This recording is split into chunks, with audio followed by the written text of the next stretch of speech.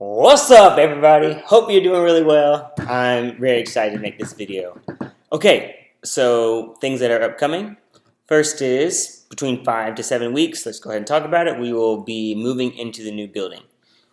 So I just want to get everybody thinking about all of the new transitions that are about to happen. There's a lady who called me and asked to join the worship team. And I told her right now it's just a little bit of a weird, shaky moment because we're in transition. And then I told her that when we actually get into the building, it's going to be like starting over. So I asked her to wait and told her it might, you're waiting now because it's kind of a purgatory period. But when we actually get in the building, that's really the beginning time to wait. So she completely understood with how many different facets there are to consider. So I very much appreciated her patience. So if she has a lot to think about, we all have a lot to think about. There are a lot of new people. I want to make sure that everybody who has been serving here feels like there's a place for you at this church. If you are unsure about where your place is, first of all, it might change a little bit. It might alter, but you are still valued and desired and wanted. So a godly sense of patience is my prayer that everybody could have. Please don't take any quick moment of something that feels weird or sounds weird and think that that was a passive-aggressive way to communicate something to you. I want to be straight up with everybody. So if you hear anything from me that comes across like, did he mean this or that? You have full license to be like, okay, I need some clarity about what you're saying and what you mean for me. And I will be as clear, whether it's the thing you want to hear, the thing you may not want to hear. I'll try to be as clear, precise as possible so that you don't feel like you're guessing. You belong here at Northstar on the worship team. So I still feel like in many ways, if you've been here longer than I have, you've put more stake into this church body than I have. So we all have a lot of work to do, both spiritually and physically. There's a lot of work to do. Prepare. The next 5-7 weeks, they're going to feel fast. There's going to be a lot of communication that's going to have to come out. So here's a classic example. We want to start with rehearsals when we get back, but what we don't want to do is make things harder, more stressful, and more complicated for everybody. You've gone 3 years without any rehearsals, so it's going to be an adjustment getting back. What is the goal of our rehearsals? 1, that we get to know each other. 2, that we all feel prepared. That goes from the production people, the scripture verses, the words, the singers, the chords. Every aspect is supposed to feel more prepared. We want to make sure that as much as possible, everybody knows what's going to happen on Sunday so that you can focus on worshiping and not messing up. Okay, so that's the goal of the rehearsal. There's going to be all sorts of things that have to come up. I mean, even in our vocal rehearsals here at the house, there's been times where we haven't been able to have everybody here. I've had to cancel twice. So there's things that happen. We all get that. Our goal is getting Sundays to feel so easy and so stressless that we can worship with everything we have with no fear, no inhibitions. Okay, so when will rehearsals be? Right now, we're going to pencil in Thursdays. I talked about that in the last meeting, but go ahead and start thinking that rehearsals will be on Thursdays. Unless I hear from someone saying, no, Thursdays are terrible, just like Wednesdays. Wednesdays would be terrible because there's youth in that building. If there's a very good reason not to have them on Thursdays, I haven't heard any yet, that will be considered, obviously. We'll figure that out. But let's all start bringing our minds and thinking Thursday nights will eventually be rehearsal nights, okay? And how will those be structured? We do 6 to 7 vocals, 7 to 7:30 we'll do a devotion, and then 7:30 to 8:30 will be the band. So if you're a vocalist, technically your rehearsal will still be the vocal rehearsal. If you have something that comes up after that hour, you're like, Wendell, I can only do an hour, then we'll work it out and you can go. It would be awesome if you could stay for the whole thing. I know it's asking a lot, 6 to 8:30, but then again, it's an investment for you. Let me say this. Whenever you go to a new church, the first thing you hear and see is the sounds of the singers. A band could have just an acoustic guitar, but you have singers up there, and that, for a lot of people, makes and breaks what their first opinion of that church is. That's a fault in those people. I want to be clear in that. That's not our fault because our worship's to God, not to man. However, we want to make, just like we don't want the building to be dirty, we want to clean it up.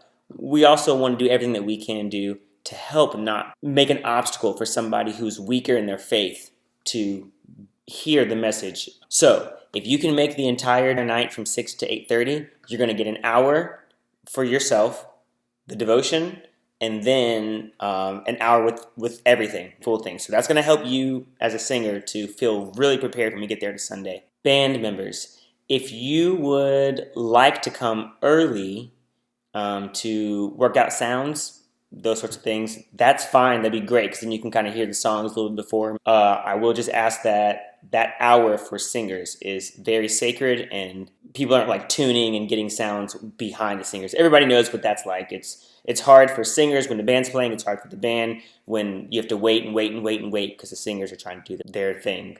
So you want to honor both of those times. So if you're a singer, the scheduled time will be 6 to 7:30, so you can get the devotion. For the band members, it'll be 7 to 8:30, okay? I've heard issues already that some people have with times, and we will totally take that into consideration. Do not be alarmed, like if you don't make that, something bad is going to happen.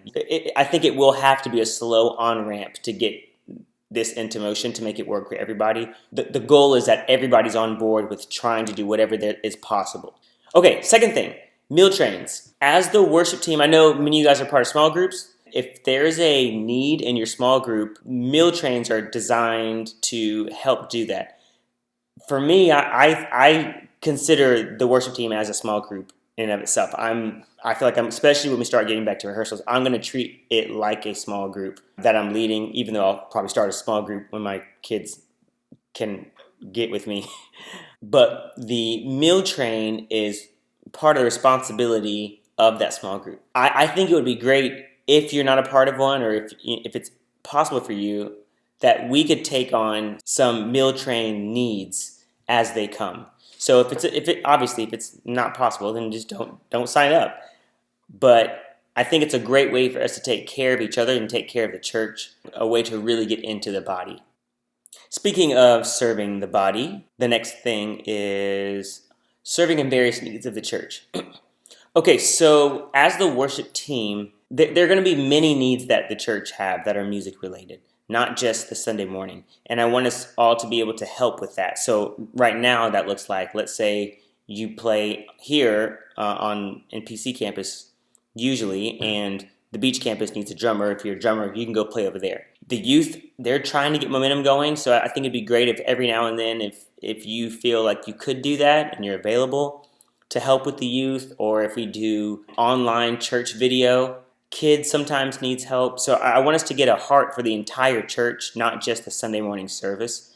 And if you're a musical person, there is an endless need for your skills at the church. And I think that's what we need to be available for as our schedule permits.